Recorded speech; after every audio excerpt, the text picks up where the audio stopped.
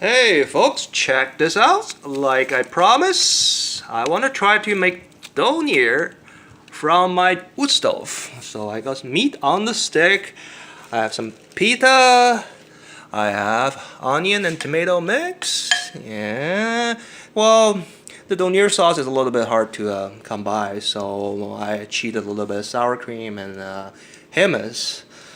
And make sure your fire is not fully burned because you don't want your meat like too well done. I don't like really burned meat. So, and this smells so good. So, have you ever had Donair before? If you never, make sure you try it. This is East Coast Atlantic Canadian dishes, like street food, and very popular at night, like after the bar hours. So, have you ever wondered where the name Donair came from? I have a little story for you. See, Yiji's always got a story. So, let's say back then in 1917, on this cold winter, December 5th, okay? So there's a local businessman named Donair order a bunch of meat and some pizza from the local grocery store. The delivery person must be mix it up. So instead deliver pita, they deliver pizza. Oh, sorry. Instead of deliver pizza, they deliver the pita, and meat actually arrived on a stick. That was fine, and but suddenly there was a huge explosion at the harbor. So the milk inside the house was blown everywhere. And after a few hours, all the milk was spoiled. And village people come by and say, Donald, there was a huge explosion happened in the Halifax harbor. So people are hungry. What are we gonna do? And Donald here look around, we have pita, we have meat, we have spoiled milk. Mix everything and feed the people. So that's where the name Donair came from. By the way, I completely make that shit up. This was a joke. But here's the serious part.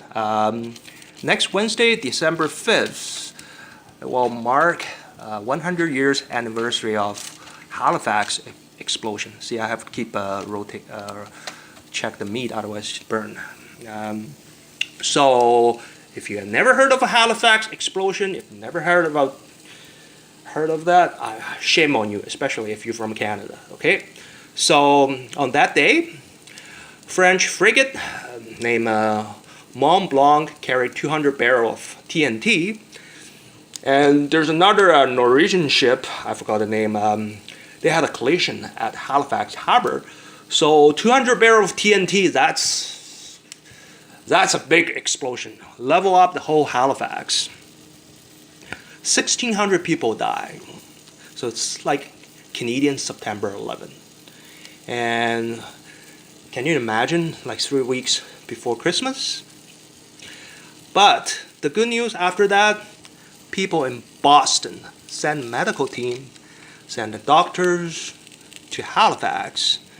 And if you go to the medical school in Massachusetts area, so a lot of what they learn in Halifax Explosion is still being taught in the medical school, like how they, like how to treat traumatized people, like how to cut the leg. Well, there's a lot of you can Google around and yeah.